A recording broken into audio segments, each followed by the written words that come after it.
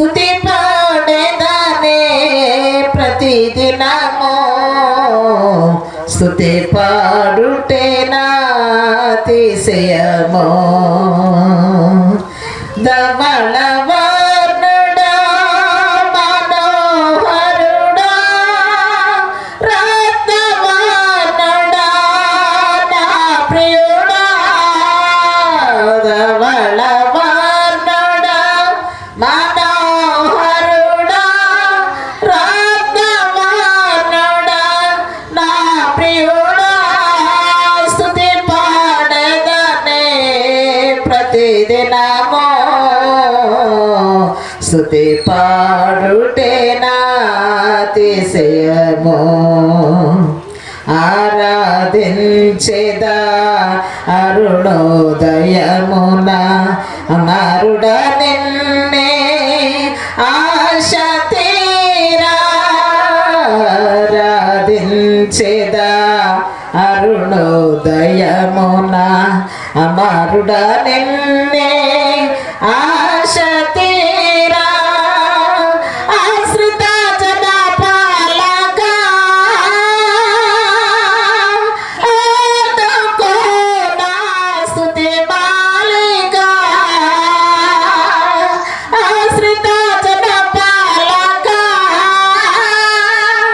ఆదుకో నా స్తుతి మాలిగా ధవళ వర్ణుడా మనోహరుడా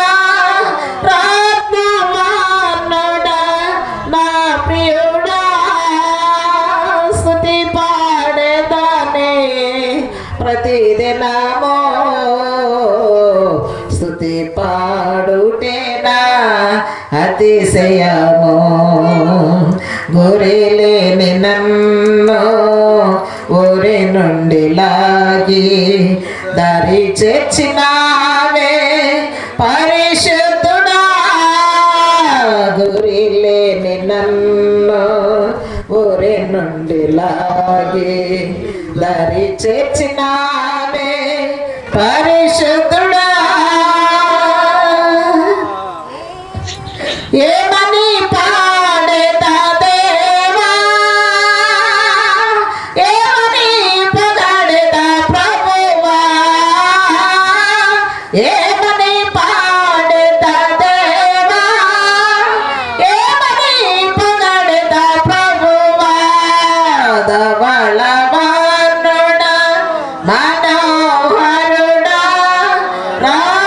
రత్నవర్ణుడా నా ప్రియుడా స్తుతి పాడేదానే ప్రతిదినము స్తుతి పాడుటే నా అతిశయము మతి లేని నన్ను శృతి చేసినావే మృతి నుండి నన్ను బ్రతికించినావే మతి లేని నన్ను శృతి చేసినావే మృతి నుండి నన్ను బ్రతికించినావే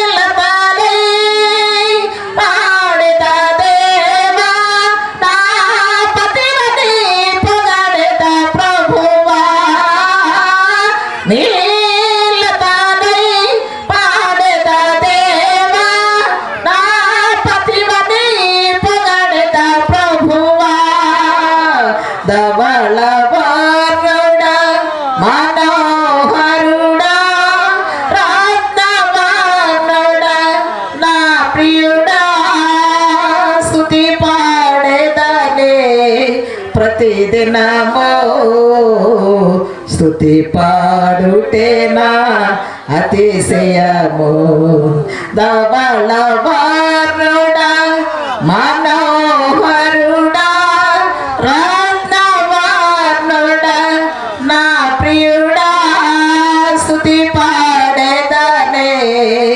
ప్రతిదినము స్తుతి పాడుటే నా అతిశయము. ప్రియమైన యేసుక్రీస్తు నామములో కూడి వచ్చిన మీ అందరికీ నా వందనాలు. ముందుగా అందరికీ క్రిస్మస్ శుభాకాంక్షలు, అలాగే నూతన సంవత్సర శుభాకాంక్షలు. ఈ 2.5 సంవత్సరాల్లో నేను సంఘంలో లేను, బట్ ఇట్టి రీతిగా మీతో మాట్లాడే కృపను నాకు దయచేసినందుకు ఆ దేవాదేవునికి వందనాలు. ఎంతో సంతోషంగా ఉంది మీ అందరి మధ్యలో లేనందుకు. ఇట్టి రీతిగా నాకు ఈ అవకాశం కల్పించినందుకు ఆ దేవాదేవునికి వందనములు. ఏంటంటే నా జీవితంలో నేను ఇట్టి రీతిగా ఇక్కడికి వచ్చి ఇంతలాగున ఇలాంటి దేశంలో వచ్చి చదువుకుని ఇలా ఉన్నాను అంటే ఆ దేవుడి కృప వల్లే. సో నా సాక్ష్యాన్ని మీ అందరితో పంచుకోవాలని చెప్పి ఆశపడుతున్నాను. ముందుగా ఒక చిన్న సాంగ్ పాడుకుని మన దేవాదేవుని మహింపరుద్దామని చెప్పి అనుకుంటున్నాను. నీవు నా తోడు ఉన్నావయ్యా, నాకు భయమేల నా యేసయ్యా, నీవు నాలోనే ఉన్నావయ్యా, నాకు దిగులేల నా మెస్సయ్యా, నీవు నా తోడు ఉన్నావయ్యా, నాకు భయమేల నా యేసయ్యా, నీవు నాలోనే ఉన్నావయ్యా, నాకు దిగులేల నా మెస్సయ్యా, నాకు భయమేలా, నాకు దిగులేలా, నాకు చింతేలా, నాకు భీతియేలా, నీవు నా తోడు ఉన్నావయ్యా, నాకు భయమేల నా యేసయ్యా. కష్టములో నష్టములో నా తోడు ఉన్నావు, వేదనలో ఆవేదనలో నా చెంతనున్నావు, కష్టములో నష్టములో నా తోడు ఉన్నావు, వేదనలో ఆవేదనలో నా చెంతనున్నావు, అడిగిన వారికి ఇచ్చేవాడవు, వెదకిన వారికి దొరికేవాడవు, అడిగిన వారికి ఇచ్చేవాడవు, వెదకిన వారికి దొరికేవాడవు, తట్టిన వారికి తలుపులు తెరిచే దేవుడవు, తట్టిన వారికి తలుపులు తెరిచే దేవుడవు.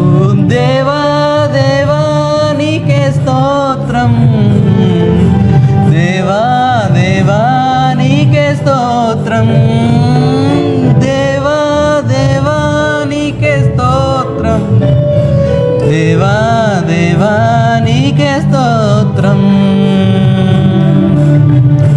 నీవు నా తోడు ఉన్నావయ్యా, నాకు భయమేల నా యేసయ్యా, నీవు నాలోనే ఉన్నావయ్యా, నాకు దిగులేల నా మెస్సయ్యా. మా నాన్న చనిపోతాడు అని చెప్పి హాస్పిటల్లో ఇలా కట్టివేసి ఇంకా చనిపోతారు తీసుకెళ్ళిపోండి అని చెప్పిన సమయంలో మరి నేను విన్నది సరస్వతి మా అమ్మగారు పాస్టమ్ గారిని తీసుకొచ్చి భవనక్కని తీసుకొని వచ్చి ప్రేయర్ చేయించిన తర్వాత నుంచి మామూలు మనిషిగా మారటం, తర్వాత ఆయన ప్రేయర్లోకి వెళ్ళటం, ప్రేయర్ లైఫ్ లీడ్ చేయటం, ఆ తర్వాత మ్యారేజ్ విషయంలో అన్నిటిలో దేవుడు తోడుని నడిపించి ఆయనకి పిల్లల్ని ఇచ్చి ఇలా ఎట్టి రీతిగా ఈరోజు నేను జీవితంలో ఇలా ఉన్నాను అంటే పూర్వకాలం ఎప్పుడో మా నాన్న జీవితంలో కార్యం చేయబట్టే నేను ఈరోజు ఇలాగ ఉన్నానని ఆ దేవాదేవుడికి ఎంతో వందనాలు.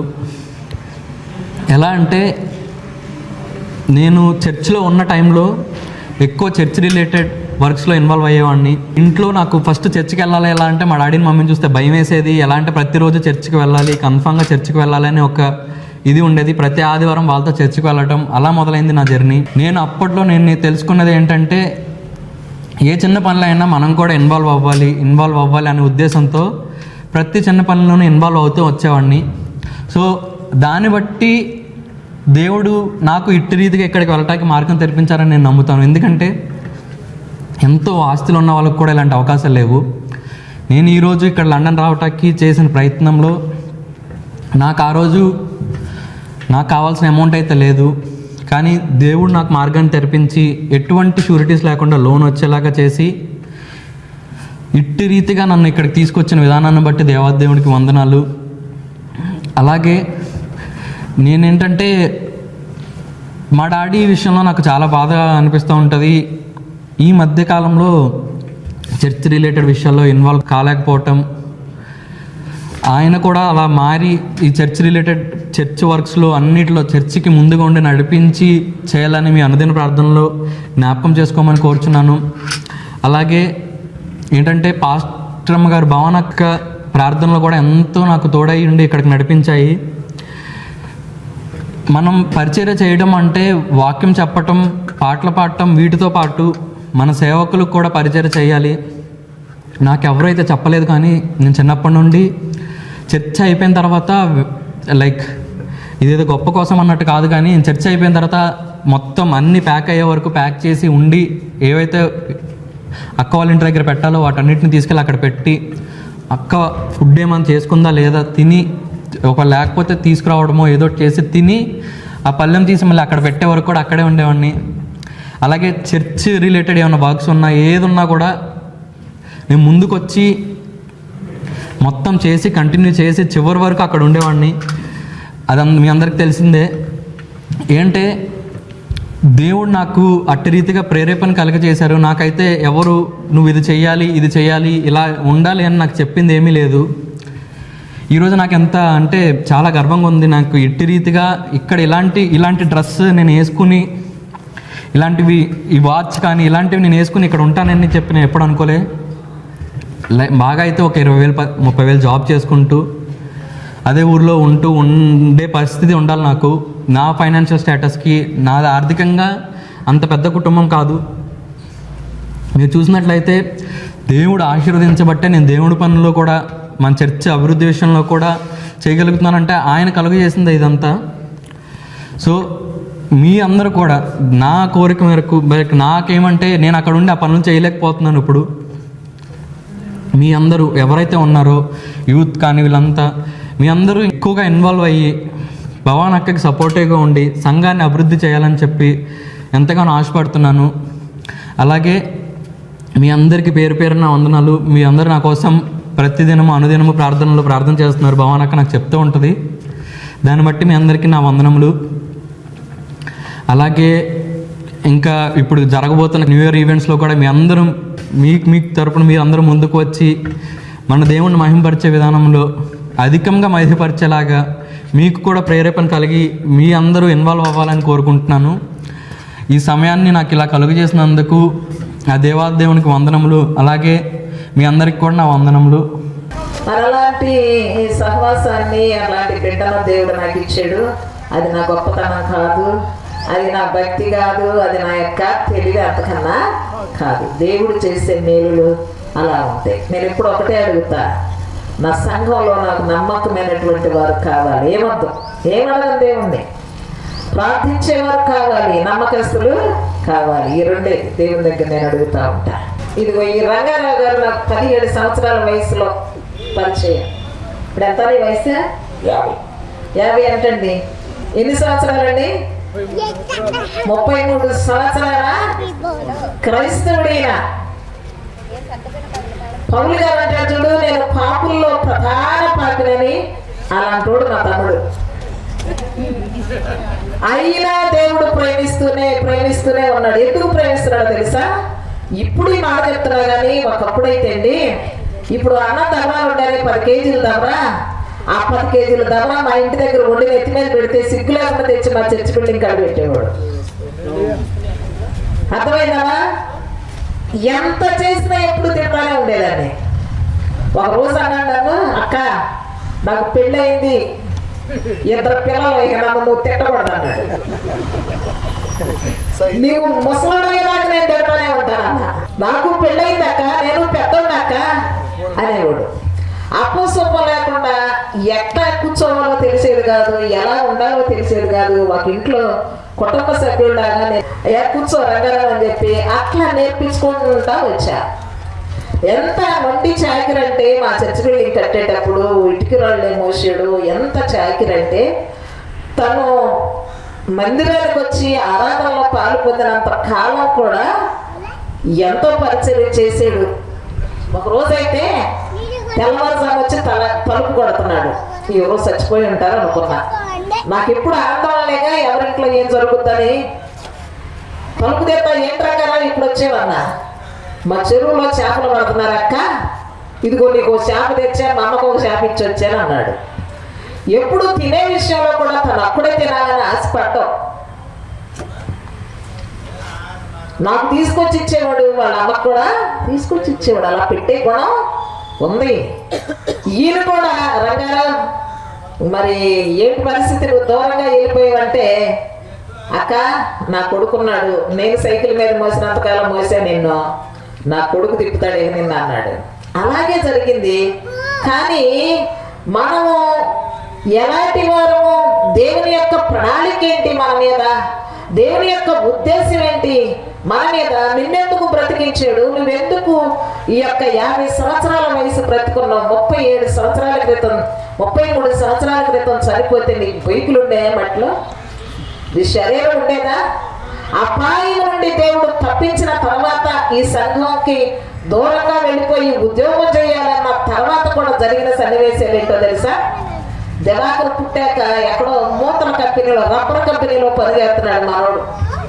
కన్ను బావాల్సిన పని ఇక్కడ పడింది. ఆ యాసిడ్ ఏదో వచ్చి ఉందా సార్, అదిగో గుడ్డోడు అయిపోవాలి. అప్పుడు పెళ్ళవలో పిల్లని ఈ శ్రమ నేనే ఇచ్చేదని కాదు. ఈ శ్రమని నేను చూడడానికి వెళ్ళినప్పుడు చక్కని చిన్నపిల్ల, బొమ్మ లాంటి పిల్ల, మంచోడే కానీ చక్కని రూపం, ప్యారెంటీ పిల్ల, ఇలాంటి వాళ్ళే కావాలని కోరుకుని వచ్చి, ఆ అమ్మాయి చీర కట్టుకోవడం కూడా తెలియదు అసలు. అప్పుడు మేమే కట్టి రెడీ చేసి ఆ పెళ్లికి వేదిక మీద కూర్చోబెట్టిన దినాలన్నమాట అవి. అయితే ఈ సమయంలో ఇంకా నేను జ్ఞాపకం చేయాల్సింది ఏంటంటే, మరి దేవుని యొక్క పరిచర్య అనేటువంటిది ఎప్పుడూ కూడా ఆగిపోదు, సాగిపోతానే ఉంటుంది. కానీ హెబ్రీ పత్రిక 1వ అధ్యాయం 5వ వచనంలో ఒక చక్కని మాట ఉందండి. అది దేవుని పట్ల మన ఉద్దేశం. ఏలయనగా నీవు నా కుమారుడు. ఎవరండి ఈయన? ఎవరు కుమారుడు? దేవుని కుమారుడు. ఈయనతో మాట్లాడుతున్న వాక్యం నీవు నా కుమారుడు. ఇంకేంటి దాని క్రింద మాట? నేడు నిన్ను నేను కని ఉన్నాను, ఇదియుగాక ఆయనకు నేను తండ్రి అయ్యుందును. మీకు తండ్రిని నేనే. తర్వాత ఈయన నాకు, అంటే ఆయన నాకు కుమారుడయ్యుండునని ఆ దూతలలో, ఇప్పుడు మనందరం దూతలు చెప్పిన ఆ వర్తమానాలన్నిటిని బట్టి సంతోషం సంబరాలు అంటూ వస్తూ ఉన్నామే, అంత వర్తమానం తీసుకొని వచ్చినటువంటి దూతలకు కూడా ఎవరికి కూడా నీవు నా కుమారుడు అనే ఆధిక్యత ఇవ్వలేదంట ఆయన. అర్థమైందా? మరి ఎవరికి ఇచ్చాడు? పాపుల్లో ప్రధాన పాపులమైన మనకు నీవు నా కుమారుడు, నేను కని ఉన్నాను అని ఆయన మనకు ఒక హోదాని, ఆ యొక్క కుమారత్వపు హక్కును దేవుడు మనకి ఇచ్చాడు. తర్వాత 11వ వచనం చదువు. నేను నీ శత్రువులను నీ పాదములకు పీఠముగా చేయు వరకు నా కుడి పార్శ్వమున కూర్చుండుము. ఎవరికైనా ఎప్పుడైనా సరే నా కుడి పార్శ్వమున కూర్చోమని దూతల్లో ఎవరికి కూడా చెప్పాల. మరి ఎవరికి చెప్పాడు? పాపుల్లో ప్రధాన పాపి అయినటువంటి ఈయనకు, నాకు, మీకు అందరికీ కూడా నీవు నా కుమారుడవు, నీవు నా కుమార్తెవు, నా కుడి పార్శ్వమున కూర్చుండమని చెప్తా వచ్చాడు. పొందము పరిచారం చేయటకే పంపబడిన సేవకులైన ఆత్మను మాత్రమే దేవదూతలు. నీవైతే కుమారుడువు, నేనైతే కుమార్తెను. ఇట్టి గొప్ప ధన్యత మనకు దేవుడు అనుగ్రహించాడు. వీళ్ళ ఏరియాకి మా ఏరియాకి దూరం కదా, వీళ్ళు నాకు తెలియదు అసలు. అయితే వీళ్ళ ఇంటి పక్కన సరస్వతమ్మ గారు అని ఒక పెద్దవాడు ఉన్నారు. ఆవిడ ఇప్పుడు లేరు. కానీ నా గురించి వీళ్ళకి చెప్పడానికి, వీళ్ళ గురించి నాకు చెప్పడానికి ఆమె భర్త ఆవిడ బయటికి రానివ్వట్లా. మా ఇంటి ముందు ఒక పుల్లేరు కాలం ఉందో మీకు తెలుసు కదండి. 2 బట్టలు అందులో వేసుకుని టిప్పలో ఆ బట్టలు ఉతుకొస్తానని చెప్పి ఆవిడ నా దగ్గరికి వచ్చి ఆ డెప్పని ఆ రేవు కడ పెట్టి నా దగ్గరికి వచ్చింది. చిన్న పాకలో మేము ప్రార్థన చేసుకుంటా ఉన్నాం ఆ సమయంలో. అప్పుడు వెంటనే మోకరించి మేము ప్రార్థన చేసాం. సాయంకాలం మరి మీరు రాగలరా అక్కడికంటే తప్పకుండా వస్తామని చెప్పాం. 5 స్త్రీలు వెళ్ళాము. అక్కడ మాకంటే ముందుగా బాగు చేసే ఒక హిందూ విగ్రహాధికారులు వచ్చి ఒక మంచి కోడి పెట్టను కప్పేసి వాళ్ళ మనసు కింద బాగు చేయడానికి లిస్టు రాసి చెల్లింది ఆమె. ఆ సంగతి మాకు తెలియదు. మేము ప్రార్థన చేయడానికి వెళ్ళాం. ఇట్లాగే సన్నటి చిలుకు పడతా ఉంది. మేము లోపలికి వెళ్ళి ఆనందరావు గారు అనే ఒక పెద్ద ఆయన ఉన్నారు. అప్పుడు ఆయన మరి నేను ఇంకా 4 మా విశ్వాసులు వచ్చి మేము ప్రార్థన చేసినప్పుడు అకస్మాత్తుగా దేవుడు తన మైండ్ను మన సృహలోకి తెచ్చాడు. నేనెవరో గుర్తుపెట్టాడు. తను కుక్కలాగా నాలికి బయటికి చాపి నీళ్లు కదిలేటువంటి స్థితిని బట్టి అంతా మార్పు వచ్చేసింది. టోటల్గా అతను ఒక మంచానికి కట్టించారు లోపల. అతను మనం తాగితే మనకు కూడా ఆ పిచ్చికొక్క సెంటెన్స్ వస్తాయి అని. అవునండి కోటయ్య గారు, అవునా? ఆ మంచం మీద ఈ మన పెద్ద ఆయన ఎవరంటే వీళ్ళ నాన్నగారు అనుకుంటా, సుబ్బమ్మ గారు వాళ్ళ నాన్నగారు. ఆ మంచం మీద ఆ పిల్ల రంగారావుని కట్టేసి కూర్చున్నాడు దగ్గర. అందరూ అన్నారు, మీరు ఎలా వాకండి, మిమ్మల్ని ఇలా అన్నాడు అనుకో, ఆ పిచ్చి మీకు కూడా వస్తుంది అన్నారు. ఎర్ర బట్టలు కట్టుకుంటే మాంసం కండని మీదకి వచ్చేస్తున్నాడు అని ఎన్నో రూమర్లో. దేవుని కృపను బట్టి ఆ రాత్రి మేము ప్రార్థన చేయగా అద్భుతంగా ఆ యొక్క సమయంలోనే వెంటనే దేవుడు స్వస్థత ఇచ్చాడు. ఆనాటి నుండి ఆ కుటుంబం మరి దేవుని పనిలో సాగటానికి ముందుకొచ్చారు. అయినా ఇంకా అనేక సాతాను శోధనలు. ఎవరైతే స్వస్థత పొందిన సహోదరుడు ఉన్నాడు, ఆయన సాతానుడు కొన్ని వారాల పాటు, కొన్ని నెలల పాటు దైవ మందిరానికి దూరం అయినప్పటికీ కూడా తన బిడ్డ ద్వారా దేవుడు మరలా ప్రోత్సహించి, మీరు మందిరానికి వెళ్ళాలి, అక్కడున్న దైవ సేవకురాలకి చేదోడు వాదోడుగా ఉండాలి, మరి అక్క పడే శ్రమ ఎంతో, అక్కడ కొంతమంది సహకారులు కావాలి, ఆ లండన్ నుండి వచ్చేసి ఇక్కడ నాకు సహకారిగా ఉండాలనేది తన ఆశ. తను ఏదో డబ్బులు సంపాదించి ఏయో ఉద్యోగాలు చేయాలనే దానికంటే సేవ చేయాలనేటువంటి ఆతృత ఎక్కువ మన దివాకరు హృదయంలో దేవుడు పెట్టాడు. మరి అంత మాత్రమే కాకుండా అక్కడికి వెళ్ళి మరి చదువుకుంటూ తను కష్టపడుకుంటూ ఆ కష్టపడిన వచ్చిన జీతంలో నుండి 10% తీసి మన చర్చ్ బిల్డింగ్లో మన ఇవి పాలిషరాళ్ళు అక్కడ వర్క్ చేయించడానికి మరి డబ్బులు కానుకగా పంపి ఆ పని చేయించడానికి వారి కుటుంబం అంతా ముందుకొచ్చి ఒక చక్కని అందాన్ని సమకూర్చినటువంటి మరి తీరును మన అందరం చూస్తూనే ఉన్నాం.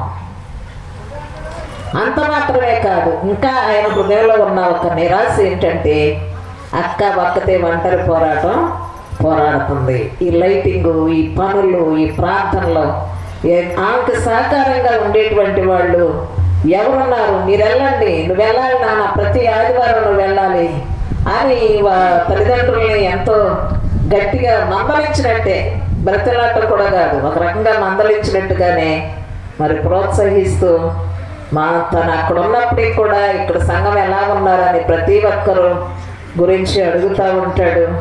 అక్కడ కూడా ఒక సంఘంలో పాటల పాడుతూ తన యొక్క అనుభవాన్ని సంఘంతో పంచుకొని, అక్కడ ఇంకా తన స్నేహితులు ఉన్నారు, వారు కూడా ఈ యొక్క పనిలో పాలిభాగస్తులుగా వాళ్ళు ఎంతో ఐక్యతతో దేవుణ్ణి ఆరాధిస్తూ ఒక్క ఆదివారం షిఫ్ట్కి వెళ్తే 25,000 వస్తాయంట. 25,000 వదులుకొని ప్రార్థనకి వెళ్తాడు. మనకి ఎంత వస్తాయండి? ఆదివారం రైలు ఫ్యాక్టరీకి వెళ్తే నీ సంవత్సరాలు ఇంకేంటి వచ్చేది ఎంత వస్తాయండి? 400, 500. ఎంత పోగొట్టుకుంటున్నామో ఆలోచన చేయండి. రెండును ఉపకారాలన్నింటినీ కూడా మనం లెక్క కట్టగలమండి? లెక్క కట్టలేము. దావీదు మహారాజు అంటాడు, నువ్వు చేసినటువంటి కార్యములు అవి లెక్కకు మించి ఎన్నో ఉన్నాయి, విస్తారముగా ఉన్నాయి, లెక్కకు మించిన కార్యాలు. అవి నా ఊహ కందటం లేదు. నేను వాటిని లెక్కించాలనుకున్నా నా జ్ఞానం చాలదు, నేను వాటిని వివరించాలన్నా కూడా నా జ్ఞానం చాలదు అంటున్నాడు. చూడండి, ఒక శ్వాస ఉండక ఒక్కరోజు పక్కనున్న పామరు హాస్పిటల్కి వెళ్ళండి, ఎక్కడ పెడతారండి మనల్ని? బీపీ కట్టి వదిలేస్తారా? ఇంజక్షన్ చేసి వదిలేస్తారా? వెంటనే ఆక్సిజన్ పెడితే కానీ శ్వాస అందదు. కొన్ని కోట్ల వేల శ్వాస ఉచ్ఛ్వాస నిశ్వాసలు నువ్వు విడుస్తూ ఉన్నావు. ₹1 దేవుడికి ఇచ్చావా గాలి పీల్చి వదిలినందుకు? అక్కడ ఒక్క పూట ఆక్సిజన్ పెడితే నేనిచ్చా 5,000 మా అమ్మగారికి. అర్థమైందండి? ఇంటి దగ్గర సెలైన్ పట్టించా, నీరసం వచ్చింది, గాలి పీల్చుకోలేక చచ్చిపోద్దేమో అని భయం. ఎన్నో అలాంటి ఆపదలు ప్రతి కుటుంబంలో, నా కుటుంబమే కాదు అందరి కుటుంబాల్లో ఏదో ఒక రోజు మనం రుచి చూస్తూనే ఉంటాం. కానీ ప్రభు మనకు ఒక పునరుద్ధాన దినాన్ని ఇచ్చాడు, దాన్ని దొంగిలించి దొంగలుగా మారిపోకూడదు. అందుకే నా మాట వినమంటున్నాడు. నా మేలులన్నీ లెక్కించండి, వెలకట్టండి. ఇంతవరకు మీ జీవితంలో, నా జీవితంలో చేసిన మేళ్ళని వరుస పెట్టండి. ఇంకా ఆయన మనకేమి ఇవ్వాలో చాలయ్యా అనగలవా? అనరు. ఇంకా ఇవ్వయ్యా అంటారు. మరి నువ్వేమి ఇవ్వగలవు దేవుని కొరకు అని ప్రశ్నిస్తే? మన కొరకు ప్రాణం కూడా ఇచ్చేసాడు ఆయన. మన కొరకు ఆ యొక్క ధనవంతుడైనటువంటి ఆ స్థితి నుంచి దీనుడిగా దరిద్రుడిగా కూడా వచ్చేసాడు ఆయన. ఎంత గొప్ప త్యాగం అండి! మనం కూడా త్యాగపూరితమైన వ్యక్తిని ప్రారంభించాలి, చేపట్టాలి. ఇట్టి స్థితిలో మనందరం ముందు కొనసాగుతాముగాక. ప్రార్థన చేసుకుందాం. మా పరలోకపు తండ్రి, పరిశుద్ధుడా, ఈ పరిశుద్ధమైన ఘనమైన నామాన్ని బట్టి మీకు వందనాలు. దూర ప్రాంతంలో ఉన్న దివాకరణ బట్టి ప్రార్థిస్తూ ఉన్నాం.